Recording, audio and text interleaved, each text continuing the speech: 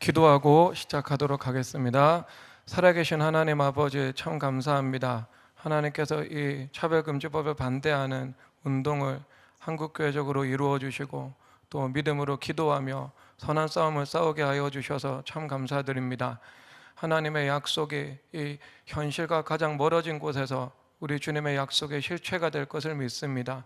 하나님, 이 운동을 통해 생수의 강이 대한민국 신학계와 한국 사회 전역으로 흘러가게 하여 주시옵시며, 하나님, 대한민국이 주님만 섬기는 나라 될 수 있도록 은혜를 베풀어 주시옵소서. 성경이 다스리는 땅이 되게 하여 주시옵소서. 이 강의를 통해서도 우리 주님께서 일하여 주시고 이 온라인을 통해서 듣는 모든 심령들마다 기도의 영이 임하게 하여 주시옵시며, 그리고 한국교회 가운데 기도하는 불이 조금이라도 옮겨 붙을 수 있도록 우리 주님께서 역사하여 주시옵소서. 주 예수 그리스도 이름으로 기도드립니다. 아멘. 저는 광화문에 미래교회를 담임하고 있는 김현민 목사입니다. 개척할 당시부터 청계산에서 그리고 삼각산에서 온 성도들과 함께 기도를 해왔고요. 그리고 그 기도의 과정 가운데 교회 안에서 행하신 많은 일들이 있습니다. 그래서 하나님의 말씀에 이 법적인 면에 근거해서 우리가 어떻게 기도해야 되는지와 함께 또 교회 안에서 행하신 일에 대해서 과장 없이 있는 그대로 함께 나누고자 합니다. 미래교회는 약 10년 전에 10명의 성도와 함께 개척이 되었습니다. 제가 개척할 당시에 하나님 앞에 결단한 내용이 있습니다. 재정이 필요하든 아니면 사람의 도움이 필요하든 무엇이든 사람에게는 어떤 것도 구하지 않을 것이라는 결단이었습니다.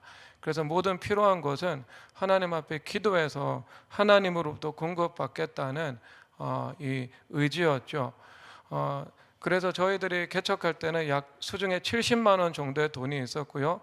그리고 실질적인 개척 멤버는 딱 한 명 주어져 있었습니다. 그럼에도 불구하고 사람을 의지하지 않고 하나님만을 구하며 나아갈 수밖에 없었죠. 왜냐하면 하나님께서는 언제나 죽음을 통해서 일하시기 때문이죠. 우리가 사람에 대해서 죽지 못하고 물질에 대해서 죽지 못하면 하나님께서 그것을 다스릴 수 있게 하지 못합니다. 이 언약 신약에는 왕 같은 제사장이라는 이 신학의 개념이 있습니다. 우리는 다스리는 존재로 부르심을 받았죠. 그것은 권력을 휘두르는 개념이 아니고 사랑으로 또 겸손과 순종으로 또 십자가의 죽음으로 다스릴 수 있는 것을 성경 전체를 통해서 말씀하고 계십니다. 사무엘이 블레셋이 침공에 들어왔을 때 하나님 앞에 부르짖어 기도를 드렸습니다. 그리고 그 이후에 성경에서 사무엘이 사는 날 동안 블레셋이 다시는 이 가나안 땅을 범접하지 못했다고 전하고 있죠. 하지만 그 이후에 사무엘에서 사울로 정권이 이양이 되었습니다. 그 이후에는 일진일퇴를 벌이면서 끊임없이 사울이 죽기까지 전쟁이 이어지는 모습을 볼 수 있습니다. 사울은 기도와는 거리가 먼 사람이었죠.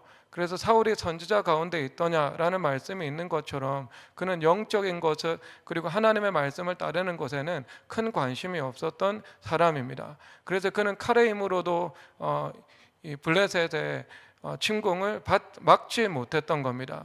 그러나 사무엘은 칼을 쓰는 사람이 아니었고 기도를 하는 사람이었지만 그 기도의 힘이 물리적인 현실 세계에도 분명한 영향력을 끼치고 있는 것을 성경을 통해서 보여주고 있는 것이지요.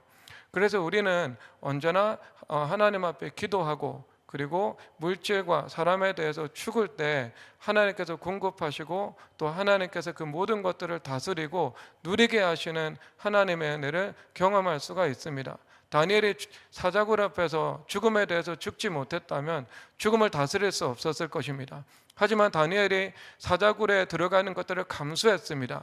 죽음에 대해서 죽었죠. 그 결과 죽음까지도 다스리는 역사가 나타났던 겁니다. 그래서 우리는 모든 매임에서 자유케 될 때 하나님께서 주시는 왕이요 제사장의 다스리는 권세를 회복할 수 있는 것이고요. 그리고 그 구체적인 통로로 하나님께서 허락해 주신 것이 바로 순종과 기도라는 통로를 허락해 주셨습니다. 그래서 이 한 명이 10명 정도의 이 개척 멤버로 늘어나게 되었고, 그리고 광화문에서 예배하고 기도하는 교회를 개척해야 된다는 사명을 하나님으로부터 받게 되었습니다. 하지만 70만 원으로 광화문에 예배드릴 장소를 구할 수는 없었습니다. 그래서 성도의 이 성도 집 방 하나를 빌려서 거기서 예배 드리는 것을 시작하게 되었습니다. 그리고 이 10년이 지난 지금에는요, 지난주 기준으로 약 160명 정도가 와서 주님 앞에 예배를 드렸습니다. 그리고 그 160명 중에 대부분이 공동체 모임과 오후 예배까지 다 참석을 하고 있고요. 그리고 그 160명 중에 중학교 1학년 이상의 거의 95% 되는 성도들은 다 산기도에 동참하고 있습니다. 청계산에 가는 성도들, 그리고 형제들은 삼각산에 가고요. 그리고 이 자매들 가운데는 영락기도원이나 아니면 우살리 기도원, 그리고 청계산 기도원에 세 군데로 나누어져서 같은 시간에 하나님 앞에 기도드리는 일들을 하고 있습니다. 그래서 그 결과 하나님께서 얼마 전에 이 성전 이전의 은혜도 허락해 주셨는데요, 그 서울시청 바로 옆, 그러니까 이 대한민국에서 가장 이 지대가 높은 중심가이죠. 네, 거기에서 들어가서 또 예배하고 기도 드릴 수 있는 그 하나님의 큰 은혜를 허락해 주셨습니다. 당시에 493개 정도의 광화문에 있는 건물에 전화를 돌렸거든요. 방문하기도 했고, 그 중에서 딱 하나가 나왔습니다. 그래서 우리 교회 부동산 하는 형제가 있는데요, 이 일에 대해서 이것은 하나님께서 주신 기적이다라고 말할 수밖에 없었습니다. 여러분, 우리가 하나님 앞에 순종하면서 살아가고, 그리고 믿음으로 하나님의 말씀에 입각해서 기도를 드릴 때 기적은 상식처럼 우리 가운데 주어지게 됩니다. 사실상 기적 자체가 상식이라고 말할 수 있겠죠. 히브리서 1장 3절에서 능력의 말씀으로 하나님께서 만물을 다스리고 있다고 분명히 말씀하고 있습니다. 그러면 기적이라는 것이 이 물질 세계 가운데 하나님의 권능이 뚫고 들어오는 것이다. 그래서 초합리적인 것이다 라고 생각하는 사람들이 많이 있죠. 그런데 과연 그럴까요? 하나님께서 능력의 말씀으로 이 땅을 붙잡고 계십니다. 그런데 그것의 헬라어 원어에 의하면은 분사구문으로 사용되고 있거든요.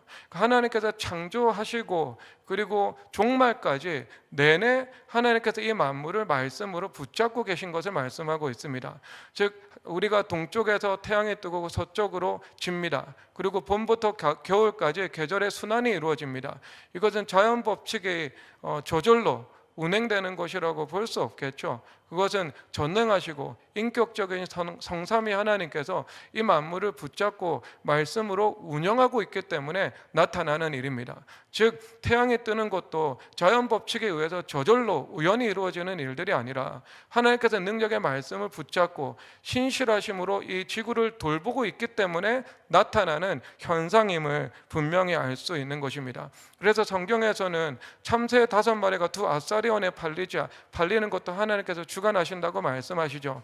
이것은 이 땅의 인플레이션과 물가의 움직임도 하나님께서 주관하심을 말씀하고 있죠. 그리고 시편 104편에서는 들짐승이 부르짖을 때 하나님께서 그들에게 음식을 주신다고 말씀하고 있습니다. 그러면 하늘의 새와 그 들에 있는 짐승과 나귀떼들이 먹을 것을 먹는 것도 하나님께서 다 간섭하시고 계심을 말씀을 하고 있는 겁니다. 그러므로 하나님의 능력의 말씀으로 하나님의 은혜로 이 만물을 붙잡고 있기 때문에 우리가 늘 주님 앞에 기도드리고 하나님의 말씀을 믿는 믿음으로 살아갈 때 하나님의 은혜가 우리 삶을 주장하는 것은 그것은 초합리의 일이 아니고 그것은 하나님의 관점에서는 합리적인 일이고 상식적인 일인 것이죠. 그래서 우리 가운데 기적은 상식화되어 나아갈 수 있다, 이것을 말씀해주고 있습니다. 먼저 첫 번째 우리 산기도의 유익이라는 이 제목입니다. 그리고 화면에 보시면 저희 교회 성도들이 산기도하는 장면을 찍어 놓았습니다. 작아서 잘 보이지 않을 테지만 저기 여러 성도들이 모여 있는 곳은요, 산 정상입니다. 그러니까 저게 어느 시간이냐 하면은 저희들이 수년간 산기도를 드릴 때 금요일은 8시부터 11시까지 교회에서 성전기도를 드리고요. 그리고 12시에 산 정상으로 올라가기 시작합니다. 그러면 1시간 반 정도 걸립니다. 그럼 1시간 반에서 한 2시간 40분 정도 기도를 드리거든요. 그리고 내려오면은 약 한 7시 정도가 되죠. 그런데 수년간 그렇게 하다가 이제 이것은 이제 지속 가능한 구조로 바꾸기 위해서요, 이제는 저녁 8시에 올라가서 이제 2시간 정도 기도를 하고 내려옵니다. 그러니까 저것은 서울의 한 시내에 있는 산 정상에서 본 서울의 모습입니다. 저희들이 눈이 올 때나 비가 올 때나 산기도를 그만둔 적이 없습니다. 그러니까 제가 경험했던 가장 추운 산기도는요, 영하 한 18도 정도 되었을 때 올라갔던 적이 있고요. 그리고 청계산 산기도는 사실상 태풍이 불고 홍수가 와도 거기는 입산 통제라는 것이 없기 때문에 이 기도원 뒤에 가서 늘 이 비를 맞고 우산을 또 쓰면서 이 기도를 지금도 계속하고 있습니다. 그래서 그 보시는 이 장면은요, 이 서울 시내 전경이죠. 그러니까 저 전경에 올라가서 보면 이 서울 시내 전체가 끝에서 끝까지 보이거든요. 저 멀리 고향까지도 다 보입니다. 청계산도 보이고 관악산도 다 보이거든요. 그러니까 저기서 보면 이 하나님의 나라와 하나님의 의를 위해서 기도하지 않을 수가 없습니다. 저는 오늘 오전에도 저 산에 가서 기도를 하고 내려왔거든요. 저는 나름대로 성령 하나님을 따라 기도를 드리지만 기도의 규칙성을 가지고 있는데요, 한 주는 대한민국을 위해서 기도드리고 한 주는 일본 선교를 위해서 기도드리는 최소한의 규칙성을 가지고 있습니다. 그래서 이 나라를 위한 기도나 열방의 선교를 위한 기도가 저절로 일어나오는 곳이 바로 저곳입니다. 왜냐하면 저곳에서 우리 믿음의 선조들이 1950년대부터 늘 기도를 해왔던 장소이기 때문인 것이지요. 그래서 저 기도를 통해서 하나님께서 베풀어 주신 은혜는 정말 큰 것 같습니다. 함께 나누도록 하겠습니다. 먼저 첫 번째로 이 제목이 예각과 직각인데요, 정육면체를 보면 이 입체 구조에서 볼 때는요, 이 정육면체 면과 면이 서로 직각으로 구성이 되어 있습니다. 하지만 그것을 평면의 구도로 볼 때는요, 예각으로 보여집니다. 그러면 여러분, 이것이 바로 세상의 세계관과 성경의 세계관의 근본적인 차이를 말해주고 있거든요. 골로새서 1장 16절에서 말씀하시는데요, 하늘과 땅에서 보이는 것들과 보이지 않는 것들, 이렇게 말씀을 하고 있습니다. 즉 하나님께서는 보이는 세계와 보이지 않는 세계까지도 하나님께서 지으신 것이죠. 그래서 보이지 않는 세계 속에 있는 하나님의 말씀이 이 빛이 있으라 하심에 이 보이는 빛들로 나타나게 된 것이고요. 그리고 이 만물을 운영해 나가고 있는 것을 말씀해 주고 있습니다. 그런 면에서 세상에 있는 모든 세계관들은요, 모두 평면적인 세계관이지 입체적인 세계관이 되지 않죠. 예를 들어서 포스트 모더니즘이라는 세계관이 방금 이 오프닝 화면 가운데 있었는데요, 포스트 모더니즘의 핵심 사상은 텍스트의 의미보다 텍스트를 해석하는 의미가 더 중요하다라는 생각을 가지고 있잖아요. 그렇기 때문에 성경을 해석할 때 성령 하나님을 의지해서 성경을 해석하는 것이 아니라 내가 주인이 되어서 성경을 해석하는 거죠. 그러니까 키워 신학과 같은 이 괴상한 선악과적인 신학이 등장하지 않겠습니까? 그런데 그렇게 살아갈 때 어떤 일이 벌어지게 되는가? 우리가 만유 인력의 법칙을 거스르면 그 법칙이 옳았다는 것이 증명되지 않습니까? 똑같습니다. 하나님의 법과 상관없는 삶을 살아가고 하나님의 법을 대적해서 내가 주인이 되어서 살아가면, 내가 주인이 되어서 살아갈 때 그것은 파멸과 고생밖에 그 길에 주어지지 않는다는 것을 입증할 뿐인 것입니다. 그래서 이사야서 1장에서 보면 하늘과 땅을 불러서 증언하게 한다 말씀을 하고 있죠. 그래서 하나님께서 만드신 그 자연적인 원리, 그리고 자연을 운행해 나가시는 하나님의 말씀의 법리에 정면 충돌하게 되는 것은 그 상응하는 보응을 치르게 된다는 것을 말해주고 있는 것입니다. 그래서 그 결과로 이 말씀하시는 하나님의 음성을 그들도 경험할 수밖에 없는 겁니다. 그런 면에서 여러분, 유물론자들은요, 기도하는 것이 모순적인 행위죠. 왜냐하면 유물론자들은요, 하나님의 말씀과 성삼위 하나님과 천국과 지옥이라는 것을 인정할 수가 없지 않겠습니까? 그래서 오병이어의 사건, 5,000명을 먹여야 된다. 우리는 예수님을 믿고 감사하고 그 문제를 주님 앞에 올려드릴 때 5천 명을 먹일 수 있는 은혜를 허락해 주시죠. 그런데 그들은 그것을 생각하지 못하죠. 그러니까 혁명을 일으키자 이렇게 주장을 하기도 하고, 그리고 사회에 대한 분노로 그들의 이론을 이끌고 나갈 수밖에 없는 겁니다. 그리고 유물론자들은요, 모순적인 것이 이성의 힘을 신뢰한다는 것도 모순적인 것이지 않겠습니까? 왜냐하면 정신이 육체가 소멸할 때 이성도 함께 소멸될 것에 불과합니다. 소멸될 이성에 어떻게 자신을 신뢰를 두고 살아갈 수 있겠습니까? 하지만 우리는요, 영원토록 존재하는 로고스인 예수 그리스도께 영원한 진리에 우리의 믿음을 두고 살아가는 것이지요. 그러니까 그들이 기도한다는 것, 이것 자체는요 굉장히 모순적인 행위다 이렇게 볼 수밖에 없을 것입니다. 그래서 우리는요 이 직각의 세상 속에서 직각 그대로 살아갈 수 있는 그 하나님의 은혜를 공급받으며 살아갈 수 있죠. 그래서 이것을 다시 한번 우리가 전한다면 히브리어로는 미슈파트라는 단어가 있거든요. 그런데 이 미슈파트는요 하나님 말씀의 법적 판단과 공의라는 것으로 전할 수 있을 것입니다. 그래서 하나님의 법적 공의에 위배된다면 우리가 기도를 드려도요 응답이 있을 수가 없습니다. 그래서 잠언에서 사람의 귀를 돌려 율법을 듣지 아니하면 그의 기도도 가증하다 이렇게 말씀을 하고 있죠. 율법 듣지 않는 자의 기도는 가증하죠. 그럼 하나님께서 기뻐하시는 기도는요 하나님의 말씀에 합당한, 말씀에 근거한 논리적 타당성을 가지고 주님 앞에 기도를 드릴 때 그것이 주님께서 기뻐하시는 기도가 된다 말씀하고 있는 겁니다. 그러면 여러분, 성경에서 기드온이 전쟁에서 승리한 이후에 사람들로부터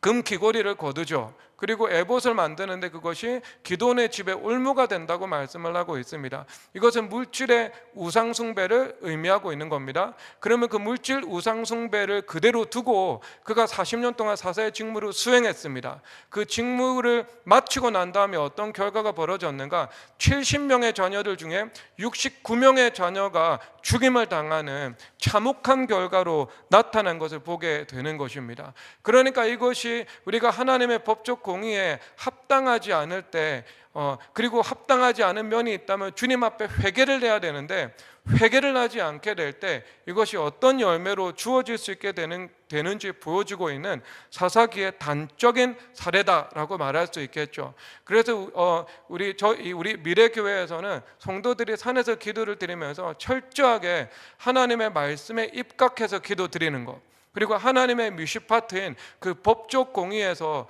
우리가 위배되는 것은 주님 앞에 회개하고 풀 것은 풀고, 그리고 십자가의 은혜를 늘 구하면서 기도 드리는 것에 대해서 강조를 하고 있습니다. 우리가 예를 들어서 주일 성수 문제가 있죠. 일선에서 목회를 하다 보면 성도들 중에 사업하는 성도들이 많습니다. 특히 자영업하는 성도들도 적지 않습니다. 그런데 자영업하는 성도들이 당면하는 가장 큰 문제는요, 주일날 영업장을 문을 닫는가 닫지 않는가의 문제죠. 근데 우리 미래교회에서는요 사업하는 분들 중에 주일날 영업장 문을 여는 사람이 지금 한 사람도 존재하지 않습니다. 그러니까 주일날 우리가 주일을 주님 앞에 거룩히 드리지 않습니다. 안식하지 못합니다. 그러면 나머지 전체의 날도 예수님께서 주인 되시는 날이 될 수 없겠죠. 당연히 열매를 맺을 수 없게 될 것입니다. 왜냐하면 그것이 대표성의 원리에 의해서 지배를 받게 되는 것이지 받지 않겠습니까? 우리가 국가의 대표는 법이잖아요. 그래서 입법, 행정, 사법 이렇게 법을 중심으로 돌아가게 되는데, 법치사회는 법이 하나님께 순종하면 하나님께서 축복하시겠죠. 그런데 그 법이 하나님을 거역하면 그 백성 전체가 하나님을 거역하는 것과 같은 효과가 나게 되는 겁니다. 이것이 열왕기서에서 보여주고 있는 대표성의 원리이지 않습니까? 그런데 우리 교회에서 주일 영업장 문을 여는 성도 한 사람이 있었거든요. 근데 그 성도는요 교회 온 지 한 7개월에서 8개월밖에 되지 않았습니다. 그런데 참 감사하게도 지난주에 대화를 하면서 주일날 영업장 문을 열고 하나님의 말씀대로 사업하고 기도를 드리기로 권면했고요, 그가 듣기로 했습니다. 그러니까 현재 한 사업장도 남아있지 않게 되었죠. 그리고 11조도 마찬가지입니다. 우리가 11조 드리는 것도 우리 이 저희 미래교회에서는요 현재 160명 정도 되는 성도들 중에 온전한 11조 드리지 않는 성도는 딱 2명 있습니다 현재. 그런데 이 2명도 아내를 따라 교회 왔기 때문에 아직까지 믿음이 그만큼 준비됐고 성숙되지 않은 사람이죠. 하지만 나머지 전체 성도들은요 주님 앞에 온전히 예무 생활을 드리고 있습니다. 그리고 우리 교회 사업하는 성도들에게 제가 주의를 주는 사항이 있는데, 세상에 나가서 많은 사업하는 성도들을 만날 때 신앙을 과장하지 말 것을 말합니다. 그리고 신앙을 과장하는 사람들도 신뢰를 두는 것에는 조금 주의하고 시간을 둘 것을 가르치고 있습니다. 왜 그런가? 물질에 있어서 신실하지 못하면 그 사람은 신실하지 못하죠. 그래서 누가복음 6장에서 너희들이 작은 일에 충성되지 않으면 누가 너희들에게 큰 것을 맡기겠느냐, 즉 작은 물질에 충성되지 않은 사람은 하나님께서 모든 것을 맡길 만한 그 신실한 사람이 아니다라고 말을 하고 있는 겁니다.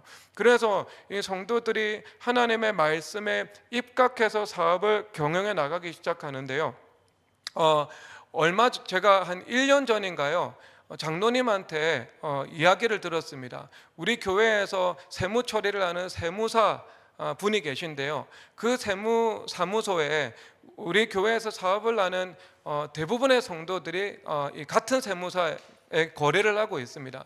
그런데 그 세무사가 눈물을 흘리면서 이 담임 목사님을 좀 만나 뵙고 싶다고 이야기를 했다고 합니다. 그런데 왜 그런 이야기를 했는가? 그 세무 처리를 할 때 합법도 아니고 불법도 아니지만 그 법의 경계선 위에 있는 편법의 일이 있다고 합니다. 그런데 모든 사람들이 하는 일들이죠. 그런데 그것을 권유했을 때 우리 교회에서 사업하는 그 성도들 중에 한 사람도 동의하는 사람이 없었고, 정직하게 세금 내고 그냥 법대로 사업하겠다고 고백을 했다고 합니다. 그래서 그 결과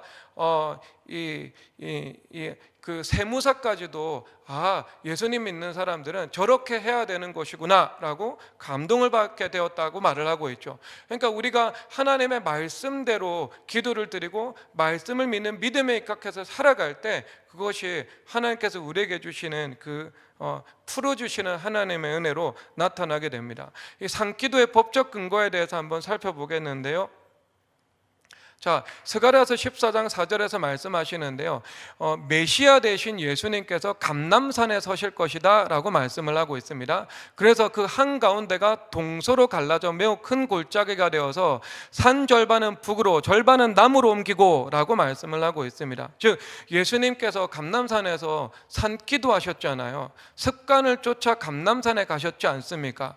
그런데 그렇게 메시아 되신 그리스도께서 기도를 드리실 때 동서 남북으로 나누어진다라고 말씀을 하고 있습니다. 그것은 기도를 통해서 나타나는 이 영적인 그리고 물리적인 세계의 지각 변동에 대해서 말씀을 하고 있죠. 그런데 이것을 신학 성경에서 다시 한번 말하고 있는데요, 에베소서 1장 10절에서 하늘에 있는 것이나 땅에 있는 것이 다 그리스도 안에서 통일되게 하려 하십니다 라고 말씀을 하고 있습니다. 이것은 예수님께서 십자가 부활을 통해서 만물 위 교회의 머리가 되시는 것을 말씀을 하고 있죠. 그래서 모든 이름 위에 뛰어난 이름이 되셔서 만물에 있는 모든 것이 머리 되신 예수 그리스도께 복종하게 되는 것을 말씀을 하고 있는 것입니다. 그래서 이것은 예수님 중심으로 다시 만물이 재편될 것을 말씀하고 있죠. 그래서 그대로 현실 속에 나타난 것이 사도행전 17장입니다.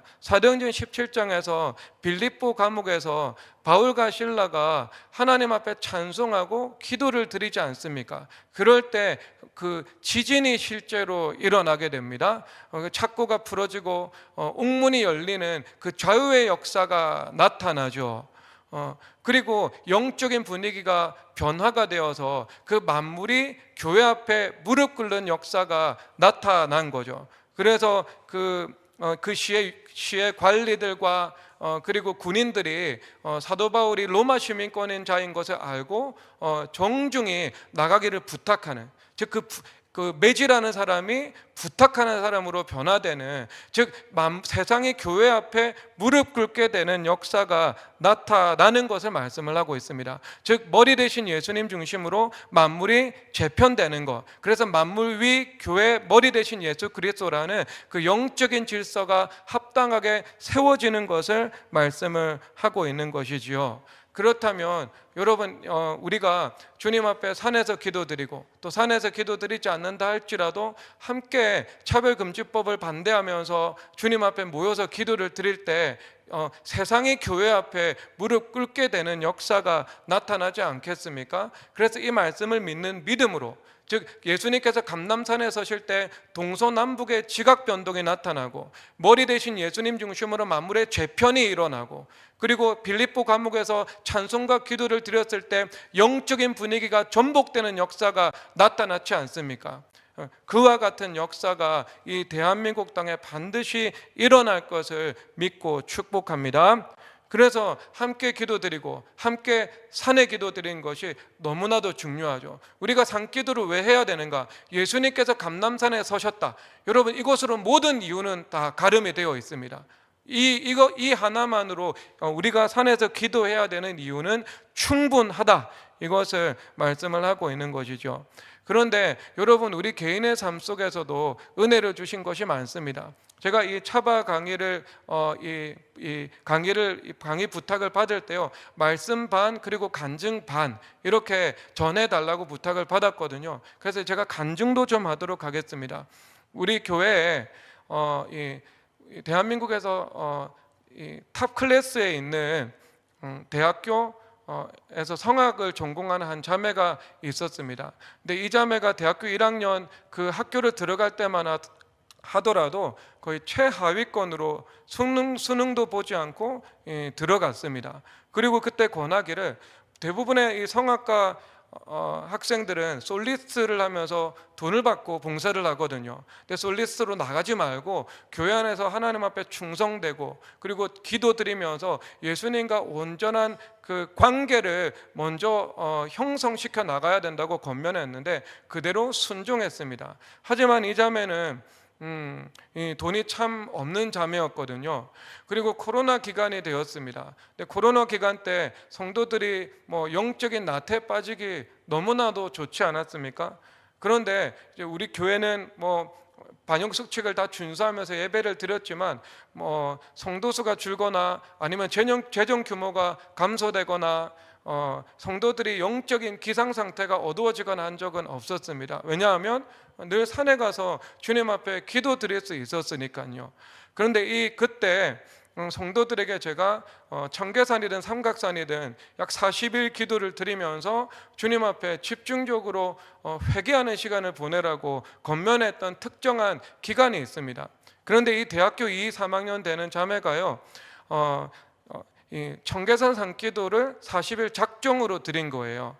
그러면 그 서울대 기숙사 제일 꼭대기에서 걸어서 내려와서 지하철을 타고 청계산 입구역에서 내립니다. 그 청계산 입구역에서요, 걸어서 청계산 기도원까지 올라갑니다. 차를 타고 다닌 적이 없어요. 학생이니까요.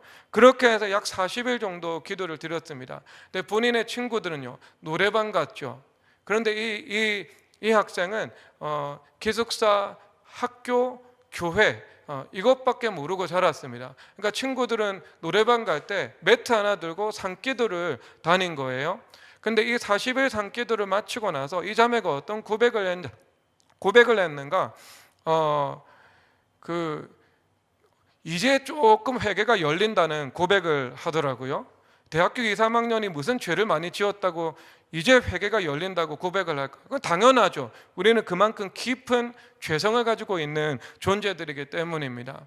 그런데 이 자매가 하나님께서 어떤 하나님의 은혜를 받았는가? 대한민국에서 최고의 콩쿨로 꼽히는 것이 중앙동아 콩쿨이거든요. 여기 상금이 300만 원 나옵니다. 그런데 여기보다 10배 많이 주는 콩쿨이 있습니다. 그러니까 여기는 스타워즈죠. 각 콩쿨의 우승자들이 나와서 자웅을 겨루는 곳이었습니다. 그런데 거기서 대상을 타게 된 것이었습니다. 그러니까 상금은 약 3천만 원 정도 나왔거든요. 그런데 이 대상을 타자마자 저희 이 부부에게 연락이 왔습니다. 사모님, 우리 어머니는 음악도 모르고 또 콩쿨 나간 것도 모르고 상금이 있다는 것도 모른다고, 그 중에 1,000만 원을 주님 앞에 감사원금으로 드리고 싶다고 고백하는 것이었습니다. 그런데 그때 말하기를 안 된다. 네가 학생인데 부모님께 반드시 말씀을 드려야 된다. 부모님 불신자였거든요. 그래서 부모님께 말씀을 드렸습니다. 근데 그 불신자인 어머니께서 바로 너는 교회를 다니니까 11조는 드려야지 라고 해서 11조 300만 원을 주님 앞에 드릴 수 있게 되었던 것이죠. 그리고 나머지 700원 사용하고 2천만 원, 이제 2천만 원을 가지고요, 독일로 얼마 전에 유학을 갔습니다. 그런데 독일이요, 비자를 유지하는 조건은요 1,800만 원이 있어야 비자가 유지되는 거죠. 그러니까 한 달 생활을 하고 나면은요 그 다음에 비자를 보장할 수 없는 그런 처지였습니다. 돈이 없거든요. 그런데 하나님께서 또 은혜를 주셔서 유럽 지역의 최고의 국립극장에 들어가서 매달 300만 원씩 받으면서 공부를 지속하는 하나님의 은혜도 허락해 주셨거든요.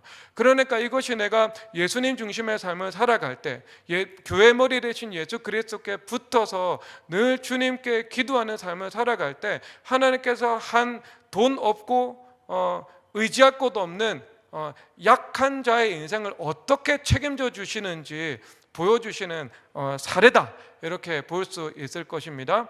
그래서 이런 이 하나님의 은혜가 이 산기도를 계속하고 함께 모여서 기도를 하게 되면은요, 이 교회 안에서 이런 하나님께서 삶의 열매로, 건실한 삶의 결과로 응답하시는 역사가 나타나게 되는 것을 저는 보았습니다. 그러니까 이것은 교회 머리 되신 예수님 중심으로 만물을 재편해 주시는 것이지요.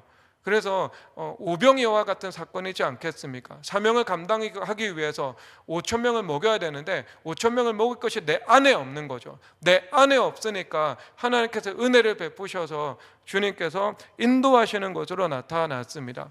그리고 제가 목회에 이 어떤 한계점에 부딪혀 있을 때가 있었습니다. 그럴 때 하나님 앞에 진실되게 여쭈었습니다. 하나님, 어떻게 해야 이것을 극복할 수 있겠습니까? 약 3일에 걸쳐서 주님 앞에 간절히 기도를 드렸거든요. 그럴 때 주님으로부터 말씀을 3가지를 받았는데요, 첫 번째가 사도행전 1장 8절 권능이고요, 두 번째가 베드로전서 1장 16절 거룩이고요, 그리고 세 번째가 차별금지법의 배후에 있는 악한 영들을 대적하라, 이렇게 말씀을 하고 있습니다. 여러분, 성경 말씀에서 불법이 성하면 사랑이 식어진다, 이렇게 말씀을 하고 있죠. 근데 언뜻 이것이 논리적으로 잘 이해되지 않는 것 같습니다. 왜 불법이 성하면 왜 사랑이 식어지지? 이것이 무슨 법적인 인과관계가 있을까? 있죠. 왜냐하면 율법의 완성은 사랑이라고 말씀을 하셨기 때문에 율법이 깨트려지는 곳에는 사랑이 깨트려질 수밖에 없는 것은 하나님의 말씀의 관점에서 자명한 사실인 것이죠. 그래서 동성애자들은 말하잖아요. 우리가 차별금지법 비판하는 것을 보고 사랑이 없다고 말을 하죠. 그러면 사회가 차별금지법을 제정하고 동성애를 인정하게 되면 사회 안에 사랑의 총량이 증가되는가? 절대로 그렇지 않습니다. 불법이 성하기 때문에 사랑은 식어질 수밖에 없게 되는 것이죠. 그런데 그 성경의 근거에 대해서 요한계시록 6장 2절에서 6절까지의 말씀에서 말씀하고 있습니다. 흰 말이 나오고 붉은 말이 나오고 그 다음에 검은색 말이 나옵니다. 그런데 이 흰 말에 대해서 다수의 요한계시록 주석가들은요, 적그리스도적인 세력, 즉 사탄의 세력이다라고 상징적으로 해석을 하고 있거든요. 그러면 왜 흰 말을 타고 있는가? 이것은 광명한 천사로 나타나는 사탄의 사자를 의미하고 있는 겁니다. 그래서 차별금지법을 제정하기 위해서 운동하는 사람들이 내세우는 것이 차별, 평등과 같은, 평화와 같은 이 거룩한 것으로, 선한 것으로 포장된 단어를 가지고 와서 이 흑암의 의도를 펼쳐 나가지 않겠습니까? 그래서 흰 말이 등장한다. 이것은 적그리스도가 등장하는데 이 노골적인 악함으로 대중을 현혹시킬 수가 없지 않겠습니까? 그러니까 외면적인 선함으로 감추어진 악으로 등장해서 대중의 의식 구조를 바꾸어 나가고 마침내 법을 통해서 국가의 통치 전체를 전복시키려고 한다라는 것들을 말해주고 있는 겁니다. 그리고 나서 나타나는 것이요, 두 번째는 붉은 말이 등장한다 말씀을 하고 있습니다. 이 붉은 말을 통해서 땅에서 평화 상태가 사라지고 전쟁 상태가 이루어지는 것을 말씀을 하고 있는 것이지요.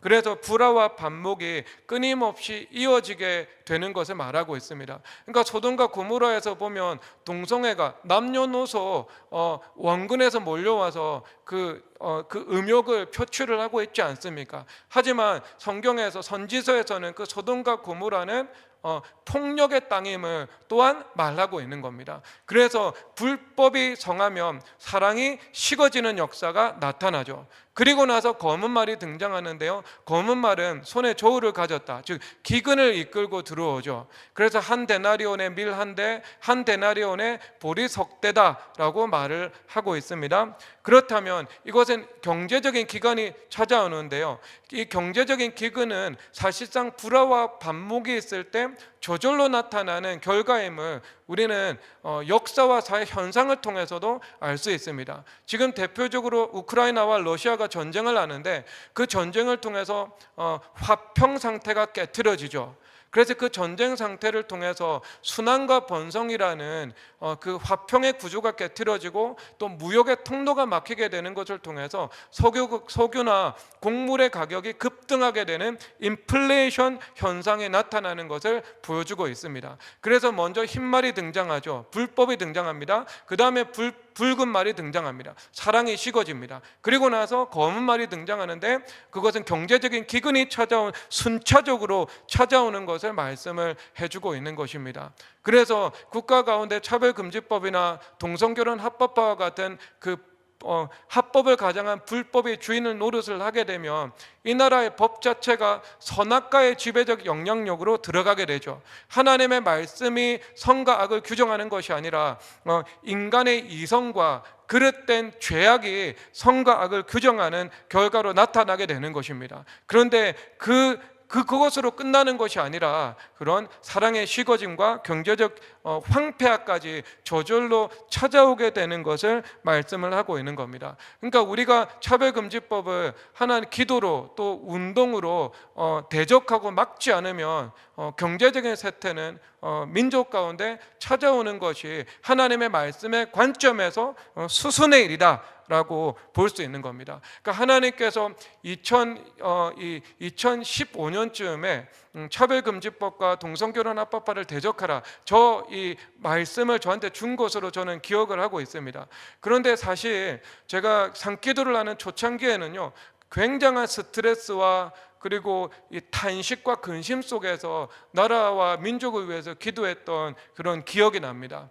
하지만 삼각산에서 이 서울 정경을 바라보면서 하나님의 나라와 통치를 구하면서 기도를 드리는 그 과정 가운데 하나님께서 믿음을 허락해 주셨습니다. 하나님께서 대한민국은 반드시 부흥케 하신다는 믿음을 주셨고, 차별금지법과 동성결혼 합법화의 그 흑암의 영적인 흐름들을 막아낼 수 있다는 그 확신을 주님께서 허락해 주셨습니다. 그래서 그 관점이 전환되었기 때문에 지금은 더 이상 그런 탄식이나 고통스러운 마음으로 기도를 드리지 않고요, 주님 앞에 믿음과 기쁨으로 기도를 드릴 수 있는 은혜를 허락해 주셨습니다. 그런데 그 증거가 분명히 나타났죠. 이 차별금지법을 대적하는 집회 가운데에요, 약 20만에서 이 촛불 시위의 개수 개념으로는 30만 명까지도 왔다고 봐야 되지 않겠습니까? 보수적으로 20만 명, 촛불 시위 관점에서는 30만 명. 제가 광화문에 늘 있기 때문에 그 집회 시위의 어떤 그 규모를 보면 이게 어느 정도인지 알 수 있거든요. 근데 그거 20만 명보다 세상의 관점에서는요 30만 명입니다. 30만 명이거든요. 그런데 여러분, 우리가 빌리 그레엄 목사님이나 아니면 한국교회 선교 100주년 기념대회 같은 적이 아니면 그렇게 20만 30만 명의 성도들이 모여서 주님 앞에 예배하고 기도를 드렸던 이 사례가 없습니다. 그런데 이 차별금지법을 대적하는 이 하나의 이슈로 그 뜨거운 아스팔트 위에서 수십만의 성도가 모여서 주님을 높이고 예배하고 기도드렸지 않습니까? 저는 이것이 이 땅의 영적인 지형도를 바꾸는 일이라고 생각하며 이것은 반드시 생수의 강으로 흘러가서 물리적인 세계에 영향을 미친다라는 것을 믿고 있습니다. 왜냐하면 하나님께서 너희들이 믿음이 있다면 이 산을 명하여 여기서 저기로 옮겨지라 하여도 옮겨질 것이다 라고 말씀을 하고 있잖아요. 그러면 믿음으로 기도를 드리는 것, 믿음으로 말씀을 선포하는 것이 산, 이 물리적인 현상도 변경시킬 수 있는 것을 말씀을 하고 있는 겁니다. 법도 바꿀 수 있고 문화도 바꿀 수 있고 교육도 바꿀 수 있는 힘, 그 힘이 바로 기도와 하나님의 말씀을 믿음으로 행할 때 그 기도와 행함을 통해서 나타나는 것을 우리는 알 수 있는 것입니다. 그래서 차별금지법을 대적하는 것, 하나님 나라와 의를 위해서 기도를 드리는 것, 이것이 청계산에서 삼각산에서 기도를 드릴 때 가장 중점적으로 기도드린 요소 중에 하나입니다. 그리고 두 번째인데요, 하나님께서 먼저 두 번째는 이 거룩이라는 말씀을 주셨죠. 왜냐하면 에스겔서 40장에서 에스겔 성전의 규격에 대해서 말씀을 하고 계시거든요. 그래서 이 길이와 너비와 높이가 어떤 큐빗에 의해서 만들어져야 하는지, 그러니까 이게 성령 하나님의 어떤 이 거룩한 기하이지 않겠습니까? 그래서 하나님께서 말씀의 큐빗으로 규정해 놓으신 그런 정사각형의 성품이 우리 가운데 이루어져야 한다는 것을 말씀해 주고 있는 것입니다. 그래서 성령 하나님을 통해서 하나님의 말씀이 인격화되는 것, 이것이 에스겔서 40장부터 45장까지의 성전 건축을 통해서 말씀해 주는 것이죠. 그리고 에스겔서 47장에서는 생수의 강이 흘러가는 것을 말씀을 하고 있지 않습니까? 그러면 생수의 강이 흘러갈 때 그 생수의 강이 광야도 치료하고 그리고 죽은 바다도 다시 살아나게 하는 역사를 만들어내지 않겠습니까? 그런데 그 생수의 강은 먼저 성전 건축 이후에 그것과 결부되어서 우리에게 주어지는 것을 말씀을 하고 있는 겁니다. 그렇다면 이것은 내 안에서 어그러지고 부패한 그런 그릇된 사각형이 와해되어야 하나님의 말씀과 성령으로 새롭게 된 정사각형이 우리 가운데 임하게 되는 것을 말씀을 하고 있는 것입니다. 그래서 하나님께서 우리가 거룩하지 않으면 쓰실 수가 없다는 것이죠. 거룩 없는 권능의 위험성에 대해서 사도 바울 선생님께서 내가 복음을 전파하고 많은 사람들을 주께 돌아오게 한 이후에 내가 버림을 받게 될까 두려워한다, 이렇게 말씀을 하고 있지 않겠습니까? 그러니까 우리가 먼저 주님 앞에 성결을 구하고 그리고 하나님의 말씀이 내 안에 인격화되어서 예수 그리스도의 성품이 이루어질 때 하나님께서 우리를 통해서 일할 수 있게 되는 것을 말씀해 주셨습니다. 그래서 이 삼각산이나 청계산에서 기도를 드릴 때 나라와 민족을 위해서 기도 드리는 것, 이것이 또 1순위의 기도라면 또 2순위로 우리가 주님 앞에 나아가서 기도 드렸던 것은 거룩하신 하나님 앞에 늘 가까이 나아가면서 우리 자신을 돌아보고 회개하고 예수님의 겸손과 순종이라는 성품이 우리에게 이루어지는 것, 그것을 위해서 주님 앞에 기도를 드렸습니다. 그래서 이 교회 안에서요, 하나님의 말씀을 통해서 적극적으로 이 깨트리기를 가르쳤던 것은 율법주의와 그 율법주의에서 나오는 성도의 자기의죠. 왜냐하면 산기도를 드릴 때 산기도한다는 것 자체가 자기의가 되면 안 되지 않겠습니까? 하나님 앞에 옳은 일을 행할 때 옳은 일을 행한다는 것 자체가 자신의 공로의식이 되어서는 안 되는 겁니다. 그래서 베드로전서 4장에서 너희들은 하나님의 은혜를 맡은 선한 청지기 같이 서로 봉사하라, 즉 주님 앞에 희생하고 섬기고 기도하고 그리고 차별금지법을 위해서 운동을 하는 것, 이런 것들이 자기 의의 행위가 아니고 그 자체가 하나님께서 베푸신 은혜임을 알고 하나님께서 은혜 베푸시고 상 주시는 일임을 알고 행해야 한다는 것을 말하는 겁니다. 그렇기 때문에 우리가 그런 율법주의나 그런 자신의 힘으로 살아가고 자신의 의로 살아가는 그 자기의를 주님 앞에 회개하게 될 때 성도들 가운데 사랑할 수 있는 은혜, 그리고 성도들이 서로 섬기면서도 자기를 주장하지 않고 서로 이 하나 될 수 있는 하나님의 은혜를 정말 많이 허락해 주셨습니다. 그래서 우리 교회에서는요, 성도들이 섬기는 일들을 희생이라는 개념이 아니라 기쁨이고 은혜라는 그 관점에서 감당을 다 하고 있습니다. 예를 들어서 저희 이번에 성전 이전할 때 인테리어를 했거든요. 근데 교회 안에 인테리어 사업하는 이 부부가 있습니다. 그런데 교회에서 성전 공사를 합니다. 그럼 본교회 성전 공사니까요, 당연히 이익을 남기지 않겠죠. 사례를 받으려고 하지 않겠죠. 봉사를 하겠죠. 다른 성도들이 다 그런 것처럼요. 그런데 성전 공사하는 그 봉사에 전념한다고 한 달 동안 자기 기업에 들어오는 1억 6천짜리 공사를 거부했습니다. 1억 6천짜리 공사면은요, 한 달에 수익이 1,600만 원 정도 일반적으로 남게 되거든요. 그러니까 그 수익도 포기하고 교회 공사하는 일들에 전념했죠. 그런데 그걸 그러면서 자기 의를 주장하는 것이 아니라, 그렇게 하지 못하는 사람을 정죄하는 것이 아니라 기쁨으로 봉사를 하였습니다. 그리고 우리 이 교회에서는요, 아이들이 이 주말 캠프라고 해서 주말마다 자녀들을 모아서 아이들을 교육합니다. 그래서 토요일 오전에는요, 톨스토이나 도스토옙스키 같은 이 C.S. 루이스 같은 책을 읽히면서 하나님 중심의 사고 체계를 아이들에게 가르치고요. 그리고 오후에는 영어를 가르치고, 그리고 한 달에 한 번씩 수학 시험을 보게 되거든요. 그런데 우리 이 헌신하는 교육자들이 세계관을 가르치고요. 그리고 영어를 가르치고 수학, 그리고 또 과학을 가르치는 이 지체들이 있거든요. 그러면 그 영어 강사가 토요일 날 와서 4시간 동안 아이들을 거의 연속해서 쉬지 않고 영어를 가르칩니다. 그리고 또 얼마 전에는요, 우리 이 카이스트 나오는 한 형제가 자녀들에게 물리를 가르치겠다고 나왔습니다. 그러니까 토요일 날 직장 생활하고 힘든데 또 토요일 날 오후 시간 와가지고 이 물리를 아이들에게 다 가르친다고 하거든요. 그러면 이런 일들을 행해 나갈 때 어떤 자기 의가 있는가, 아니면 희생한다, 그리고 또 원망이나 불평 같은 것이 있는가, 그런 것이 없습니다. 이것이 하나님의 은혜인 줄 알고 기쁨과 감사로 기꺼이 감당을 하게 되는 것을 보게 되죠. 그런데 이것이 어떻게 되어서 나타나는가?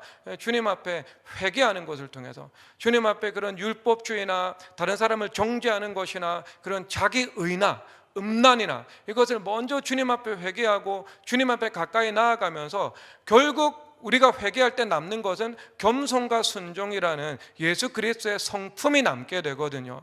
그러니까 겸손과 순종이 남게 되니까 어떻게 이런 일들을 원망을 가지고 행해 나갈 수가 있겠습니까? 갈등을 일으키면서 일을 감당해 나갈 수가 있겠습니까? 그래서 산에서 기도드리고 주님 앞에 늘 거룩을 구하면서 회개를 드렸을 때, 주님 앞에 가까이 나아갔을 때 성도들 가운데 겸손과 순종의 은혜를 베푸시는 것, 이것이 분명히 나타난 것을 볼 수 있습니다. 저희 교회 한 장로님이 있는데요, 이 장로님이 유력 글로벌 경제지의 편집국장을 40대 초반의 나이에 감당을 하고 있거든요. 근데 이 일을 감당을 하면서 분명히 지면을 혁신을 해야 된다는 이런 부담이 다가왔습니다. 그럼 어떻게 지면을 혁신할 것인가? 자기 지혜로, 자기 이성으로, 타고난 자신의 감각으로 어떻게 감당합니까? 성경에서 인간의 연약함을 지적하고 있지 않습니까? 인간의 연약함을 인정하고 전적인 무력함을 인정할 때 하나님의 지혜와 하나님의 능력이신 그리스도께서 오셔서 하나님께서 우리에게 은혜를 베풀어 주시게 되거든요. 그래서 어떻게 해야 될 것인가? 삼각산에 올라가서 본인의 40일 동안 또 매일 작정 기도를 드린 겁니다. 그러니까 새벽 3시에서 4시 정도에 일어나서 새벽에 가서 2시간 기도하고 내려와서 8시, 9시에 출근을 한 거죠. 그렇게 하면서 이 지면의 혁신을 이루었거든요. 그런데 이 지면의 혁신이 그냥 편집국장이 지면 혁신했다 해가지고요 인정받는 것은 아니지 않습니까? 그런데 이것이 어떻게 분명히 이 현실에서, 이 땅의 삶에서 하나님께서 은혜 베푸시는 것으로 나타나는가? 이 대한민국의 유력 일간지가 있습니다. 그 일간지에서 또 글로벌 경제 잡지를 이 운영을 하고 있거든요. 그런데 그 잡지의 편집장으로 오퍼를 하면서 연봉을 한 1억 4천 정도로 제의를 했다고 하더라고요. 우리 장로님도 언론계에 계시기 때문에 잘 아시겠지만 우리 이 일간지에서 40대 초반의 기자에게 그 정도의 연봉을 주면서 오라고 하는 경우들은요, 사실 거의 없다 이렇게 봐야 됩니다. 그런데 이것이 어떻게 이루어졌는가? 아무래도 기자다 보니까요, 율법적인 그런 자기의 비판의식, 인본주의적인 것들이 많이 있지 않겠습니까? 그리고 늘 세상에서 그런 방식으로 성공한 사람들을 만나니까 말과 글의 영향을 받게 되는 것이고요. 근데 산에 올라가서 늘 자신 안에 있는 인본주의와 율법주의를 회개하면서 하나님 앞에 은혜를 구한 겁니다. 그러니까 우리가 CEO한테 보고를 할 때 이면지를 사용해서 보고하지 않죠. 깨끗한 종이를 사용해서 인쇄를 해서 보고 자료를 삼습니다. 즉 하나님께서 우리에게 지혜를 주실 때도 마찬가지거든요. 우리가 오염된 것이 가득할 때 하나님의 지혜가 새겨질 수 없지 않겠습니까? 우리가 성결해질 때 그리고 우리가 늘 죄인이지만 우리는 완전해질 수는 없지만 우리는 그 뿌리 깊은 재성을 살아가고 있지만 늘 십자가의 은혜로 거룩하다고 여겨주시는 은혜 안에서 살아가고 있지만 늘 주님 앞에 나아가서 우리가 깨끗함을 주님 앞에 기도를 드릴 때 하나님께서 그 기도와 함께 우리에게 지혜를 새겨주시게 되는 것을 말씀을 하고 있는 것입니다. 그래서 그 하나님의 지혜로요, 분명한 성도들이 살아가는 삶 가운데 하나님의 은혜가 나타나지 않겠습니까? 여러분, 기독 성경적 세계관은 땅을 무시하지 않습니다. 땅을 무시하는 것은 영지주의적인 세계관이거든요. 그래서 예수님께서 육신을 입고 이 땅 가운데 오셔서 우리를 구원하신 것이지 않겠습니까? 그러면 성도들이 이 땅에서 하나님의 뜻이 하늘에서 이루어진 것처럼 땅에 이루는 삶을 살아가는 것이고 믿음의 선한 싸움을 이 땅에서 살아가는 것이죠. 그렇다면 살아가는 그 삶의 현장에서 성령 하나님의 능력으로 살아가고 예수님을 만나야 하지 않겠습니까? 기자라면 자기가 글을 쓰고 사람들을 만나는 현장 속에서 하나님의 능력을 경험해야 되고, 그리고 자녀들이라면 공부하는 그 현장 속에서 수학과 과학의 문제를 풀어내면서 성령 하나님의 능력을 의지하는 법을 배우고 예수 그리스도를 만나야 하는 것이지 않겠습니까? 그래서 영생은요, 하나님과 그가 보내신 자 예수 그리스도를 아는 것이다. 이 아는 것이다 라고 말씀을 하고 있거든요.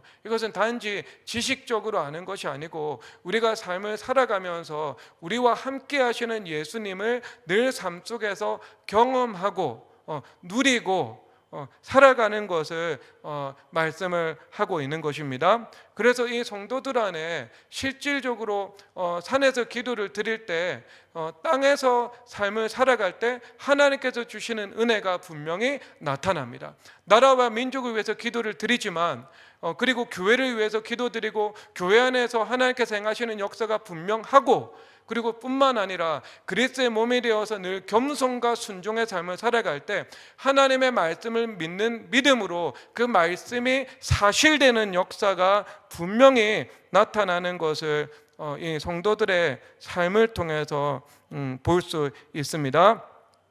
자, 그리고 나서 또 첫 번째가 뭐냐 하면은 권능이다. 사도행전 1장 8절에서 너희들이 권능을 받으라 이렇게 말씀을 하고 있지 않습니까? 그래서 우리는 다 우리의 연약함을 인식하는 것에서 하나님의 구원이신 그 십자가와 부활의 능력이 우리 가운데 주어지게 된다고 성경에서 말씀을 하고 있습니다. 그러면 내가 힘이 없고 내가 지혜가 없고 그러면 하나님의 권능을 의지할 수밖에 없지 않겠습니까? 그래서 성경에서 스스로 지혜 있다 하나 어리석게 돼요. 로마서 1장 말씀이잖아요. 자기 지혜로 살아갈 때 어리석게 되는 것은요, 수동태거든요. 저절로 어리석게 되는 것이죠. 그러면 이것도 어떤 제휴법의 관점에서 자기 힘으로 살아가면 저절로 우리는 무능하게 되는 것을 말씀을 하고 있는 겁니다. 그래서 자신의 무지함과 무능력함을 철저하게 인식하고, 그렇기 때문에 내 힘으로 할 수 없습니다.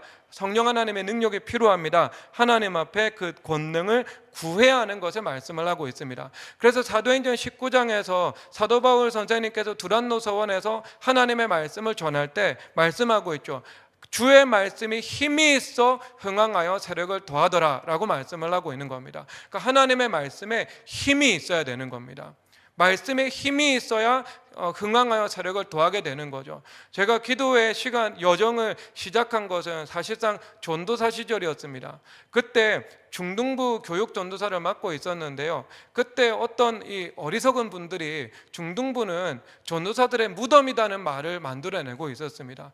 여러분, 중등부가 어떻게 전도사들의 무덤입니까? 원수마귀들의 무덤이죠.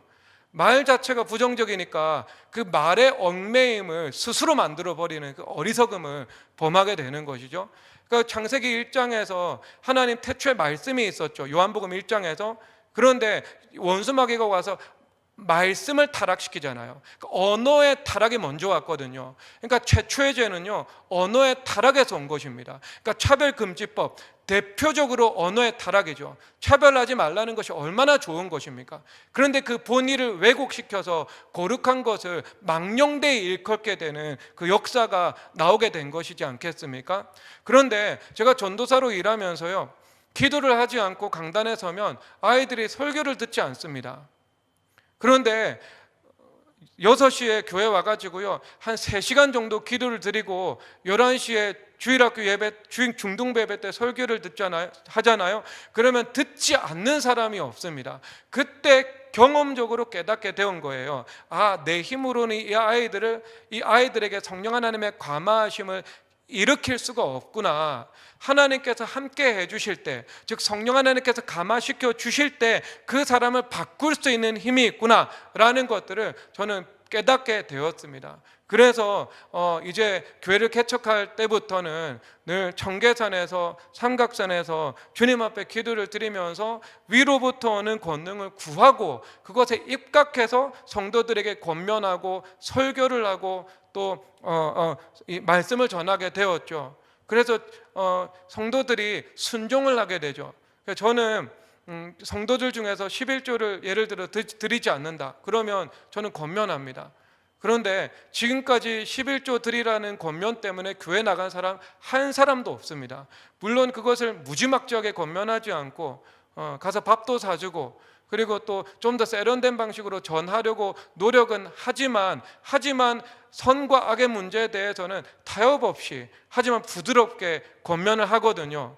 성도들이 다 11조를 하게 되는 거죠. 그런데 사람의 힘으로 주일 성수하게 하고 11조 하게 하고 삼각산에 가서 청계산에 가서 기도하고 엎드리게 하고 죄를 내버리고 주님 앞에 회개하게 되는 거, 이게 사람의 힘으로 가능한 일이 절대로 아닙니다.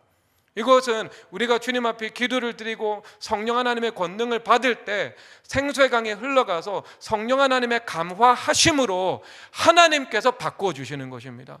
그래서 성경에서 하나님께서 바꿔주시잖아요. 느헤미야가 아닥사스다 왕의 마음을 바꾸어야 됩니다. 먼저 주님 앞에 금식하고 기도드리잖아요. 기도하니까 하나님께서 마음 바꿔주시죠. 그리고 하만의 음모 때문에 이스라엘 백성 전체가 멸망당할 위기에 놓였을 때 모르드게오를 위시한 수산성의 유대인들이 금식을 선포하며 기도를 드립니다.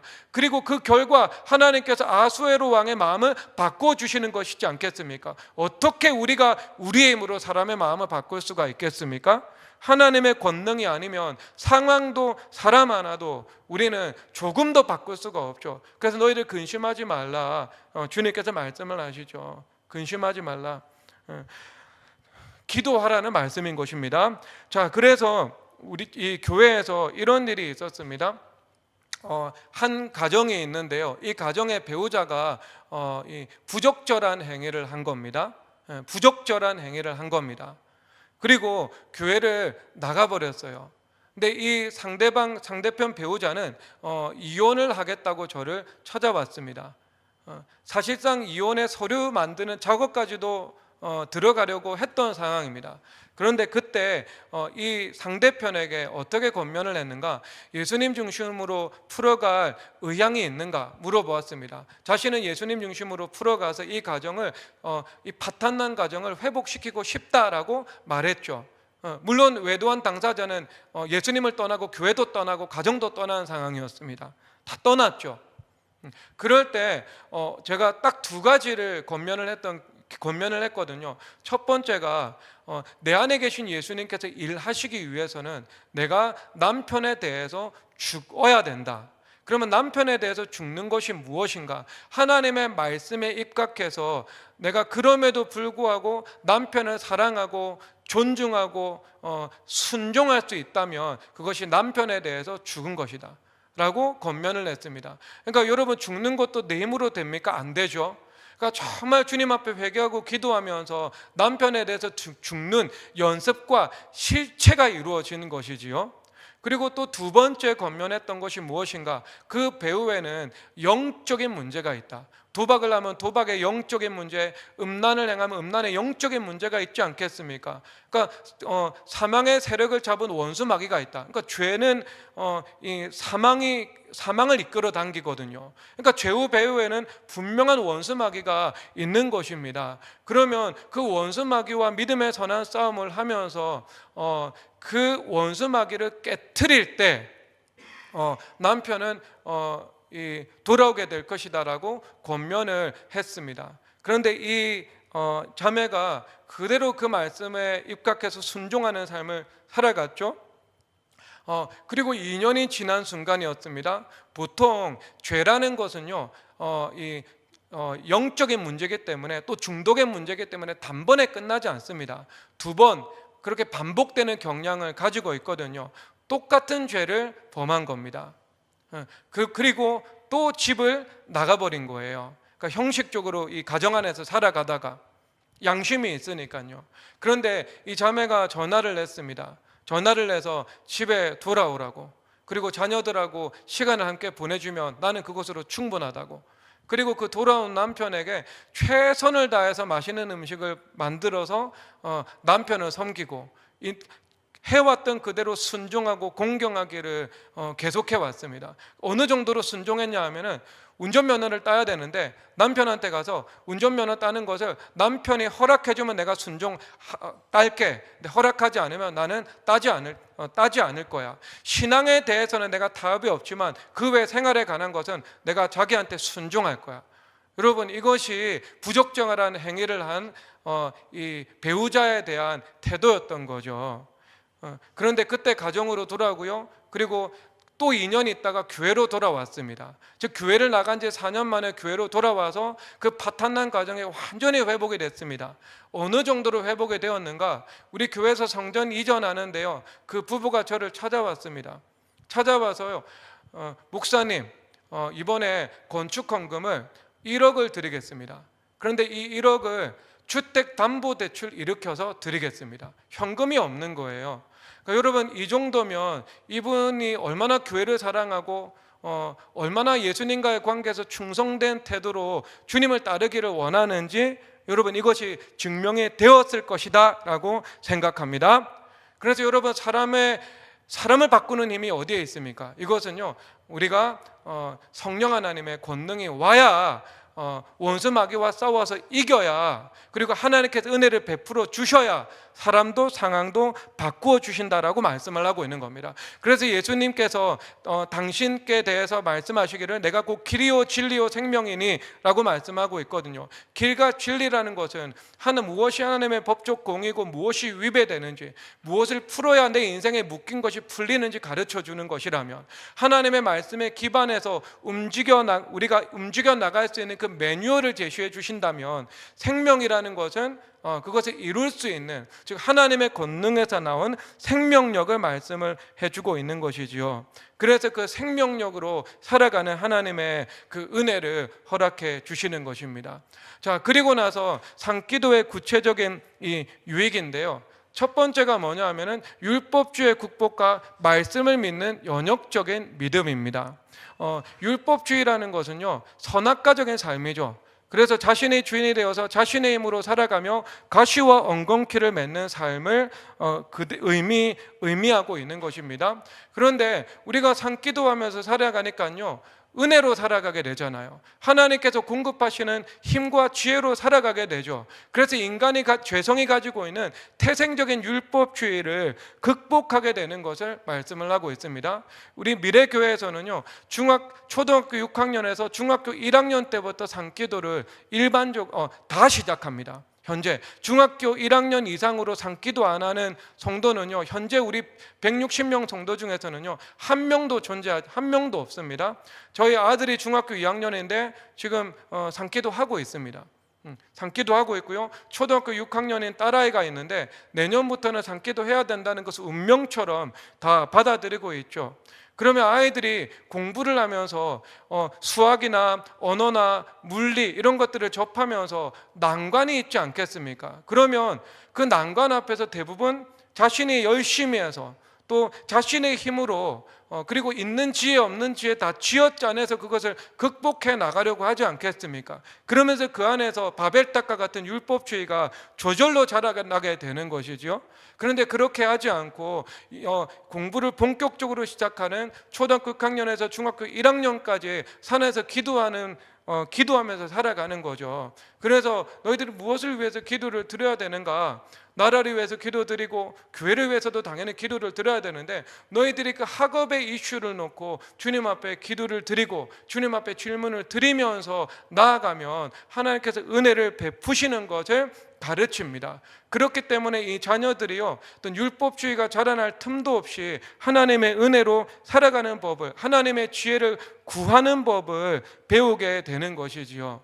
그래서 이 자녀들이 이 결과와 열매들이 분명히 하나님께서 은혜 주시는 것으로 나타나고 있습니다. 그래서 이번에 초등학교 6학년 때부터 산기도 시작한 자녀들이 이 둘이 있었는데 이 둘 다 명문대학교 들어갔습니다. 명문대학교 들어갔고요.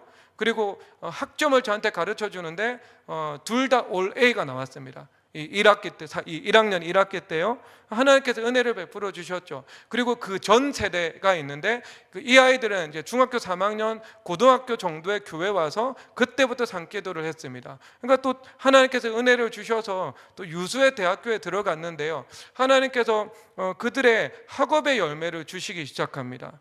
그래서 이 지난주에 들었던 소식이 있습니다. 한 집사님이 자녀하고 이 카톡을 주고받고 있는데요, 그 자녀가 학부생인데 매달 170만 원을 이 170만 원의 연구비 지원을 받게 된 거예요. 삼성에서 100만 원, 건강보험공단에서 70만 원, 가회비 30만 원, 200만 원을 벌게 된 겁니다. 하나님께서 은혜를 베풀어 주셨죠. 대학원생이 아니고 학부생입니다. 그래서 제가 이 집사님이 이야기를 했습니다. 50만 원 아빠한테 보내라고.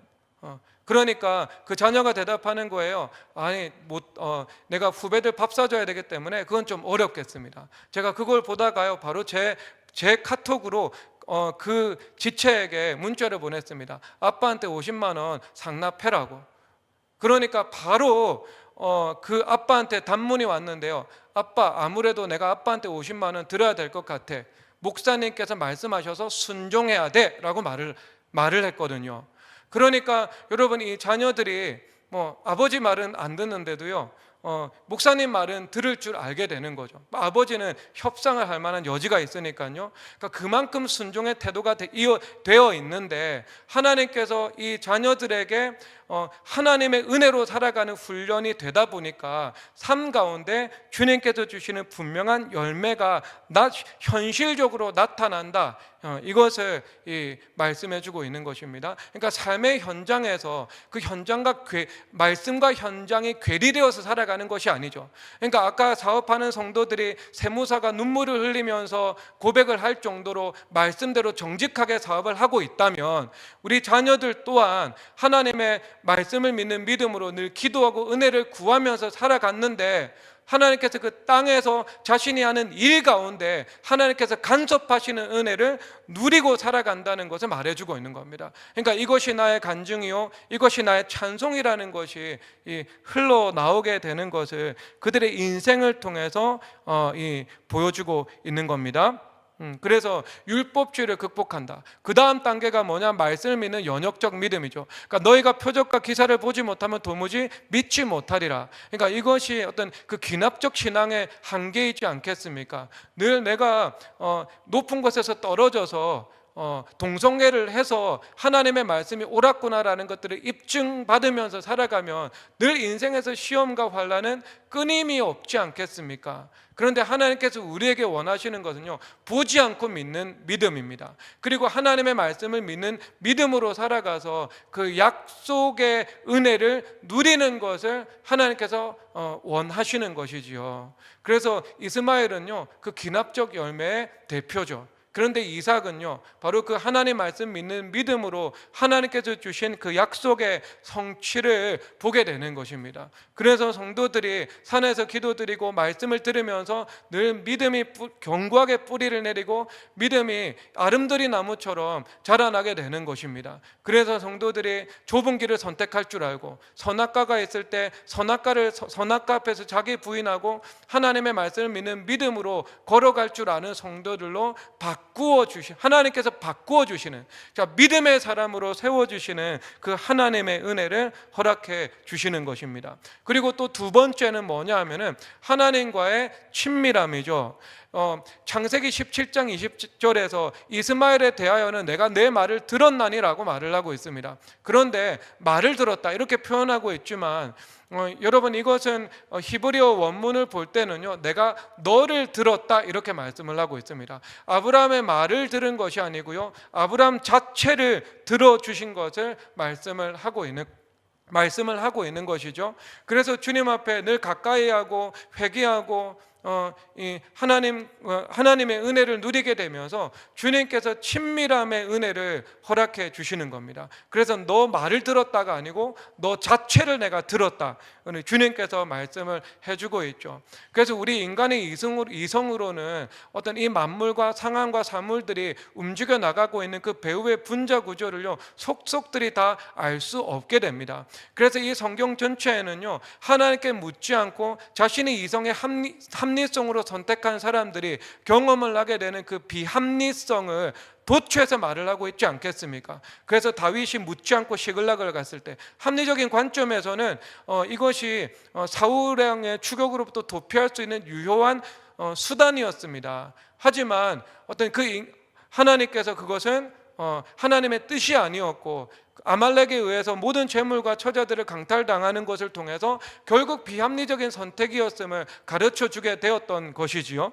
그러니까 우리가 주님과의 친밀함을 통해서 늘 주님께 묻고 행할 수 있고, 기도의 숙고 과정을 통과할 수가 있고, 주님께서 주시는 평강과 믿음 가운데 행할 수 있는 그런 하나님의 은혜를 주님께서 주시게 된 것입니다. 저희들이 이 성전을 이전을 하게 되면서 막대한 저희 교회 규모에서는 막대한 재정이 소요되게 되었거든요. 그런데 이것이 우리 힘이 있다면 힘을 터무니없이 넘어서는 것은 아니지만 힘을 조금은 넘어서는 일이 됩니다. 그러니까 베드로가 대부분 배를 타고 다녔지만, 그리고 한 번은 무리를 걸었지 않습니까? 예수님도 배 타고 다니셨지만 한 번은 무리를 걸었거든요. 그러니까 우리가 믿음의 삶을 살아가다 보면 믿음으로 무리를 걸어야만 하는 때를 목회적으로나 우리의 인생을 통해서 직면을 하게 되는 것이거든요. 그런데 믿음으로 걸어가는 것이, 이것이 하나님으로부터 온 것인지 자신의 생각으로부터 온 것인지, 내가 죄에게 설득당하고 있는 것인지 예수님께 설득당하고 있는 것인지는 분별해야 되지 않겠습니까? 그래서 믿음의 길이라고 걸어갔는데 믿음의 길이 아닐 수 있거든요. 그러면 이것이 믿음의 길인지 아니면 원수 마귀에게 설득당한 것인지 내 안에 계신 예수님께 설득당한 것인지 어떻게 알 수 있겠습니까? 주님 앞에 그 친밀함을 통해서, 주님과의 그 관계를 통해서 기도의 숙고 과정을 통과하면서 주님께서 주시는 그 믿음과 평강과 지혜와 그리고 그 모든 것을 아우르는 성경 말씀으로 분별하면서 나아갈 수 있는 것들을 우리 주님께서 말씀해 주시는 것입니다. 그래서 주님과의 친밀함을 허락해 주십니다. 그리고 마지막으로 산기도의 유익은요, 공동체적인 사랑의 삶입니다. 이 요한복음 6장 4절에서 오병이어 기사가 나오죠. 그런데 오병이어 기사가 유월절이라는 그 배경과 함께 등장하고 있습니다. 그러면 유월절날 예수님께서 무엇을 행하셨는지는 유월절과 오병이어 기사와 직결되어 있다라고 우리는 말할 수 있겠죠. 그런데 유월절날 예수님께서 유월절 어린 양 되신 예수님께서 새 언약을 제정하시죠. 그래서 예수님께서 피를 나누어 주시고 그리고 살을 나누어 주십니다. 그래서 내 피를 마시고 내 살을 먹는 자들이 나로 말미암아 살 것이다 라고 말씀을 하고 있죠. 그런데 고린도전서 10장에서 바로 그 피와 살을 나누는 성찬에 대해서 그리스도의 한 몸에 참여하는 것이다 라고 말씀을 하고 있는 겁니다. 그래서 오병이어는요, 공동체적인 속성을 가지고 있는 겁니다. 우리가 공동체와 상관없이 자신의 유익만을 위해서 오병이어의 기적을 구하면 하나님께서 들어주실 리가 없지요. 하나님께서 오병이어의 은혜를 주시는 것은 5,000명을 먹이고자 하는 그 공동체적인 사랑과 공동체적인 사명을 위해서 하나님께서 베풀어 주신 은혜임을 분명히 말씀해 주고 있는 겁니다.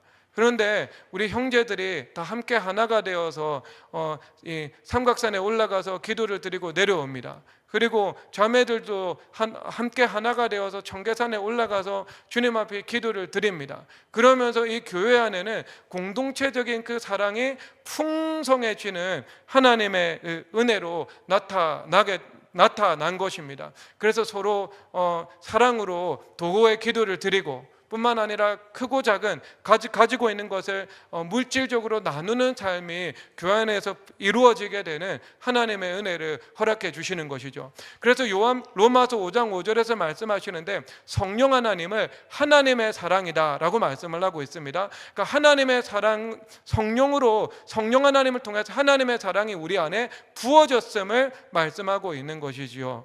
그러면 우리가 성령 하나님께서 우리 안에 교통하심으로 사랑의 영으로 운행하지 않으면요, 모든 공동체 안의 관계는 피상적인 관계일 뿐입니다. 마치 조기 축구회에서 술을 마시면서 주고받는 그 관계에 머물러 있을 수밖에 없겠죠. 그런데 하나님의 영이 중생케 하시는 영으로 우리 안에 들어오시고 하나님의 영이 사랑으로 우리 가운데 들어오실 때 그 중생케 하는 영이 깊은 곳에 결속을 이루어내는 것이고, 그리고 사랑의 영이신 성령 하나님께서 서로 사랑할 수 있는 그 동력과 은혜를 우리 가운데 제공해 주는 것이죠. 그래서 함께 산기도하면서 살아가면 교회 공동체 안에 하나님의 사랑이 정말 풍성해집니다. 그래서 겸손으로, 순종으로, 그리고 자기 부인으로, 하나님의 사랑으로 이 교회 공동체가 아름답게 세워지는 하나님의 은혜를 누리게 되는 것입니다. 그래서 우리 모든 이 강의를 듣고 말씀을 들으시는 분들, 산기도를 하셔도 좋고, 하지만 산기도를 하지 않는다 할지라도 공동체적으로 삼삼 모여, 그리고 온 회중들이 모여서 주님 앞에 함께 예배드리고 기도하는 삶이 이런 참으로 복된 삶임을 깨달으시고 또 행하게 되는 하나님의 은혜가 임하기를 주 예수 그리스도 이름으로 축복합니다. 기도하겠습니다. 하나님 아버지, 은혜를 감사합니다. 하나님, 교회와 산기도에 대한 하나님의 말씀을 나누었습니다. 하나님, 모든 하나님의 말씀을 듣는 심령마다 은총과 간구하는 심령이 부어지게 하여 주시옵소서. 이 기도가 나라와 민족을 바꾸고, 이 기도가 열방을 바꾸고, 이 기도가 교회 안에 영혼들을 바꾸고, 이 기도가 사람과 상황을 바꾸는 힘임을 믿게 하여 주시옵소서. 먼저 내 안에 성품이 혁신되게 하여 주시옵소서. 그래서 겸손과 순종이라는 예수님의 성품의 거룩이 이루어지고, 그것을 통해 생수의 강이 온 사방으로 흘러가 혁신되고 생명의 열매 맺게 되는 하나님의 은혜를 경험하게 하여 주시옵소서. 뜻이 하늘에서 이루어진 것 같이 땅에서도 이루어지게 하여 주시고, 이 땅과 믿음의 삶이 괴리되지 않게 하여 주시옵시며, 그리스도의 몸이 되어서 늘 말씀 믿는 믿음으로 살아가며, 그리고 이 만물 가운데 하나님의 통치를 이루며 살아갈 수 있도록 우리 주님께서 은혜를 더하여 주시옵소서. 주 예수 그리스도 이름으로 기도드립니다. 아멘.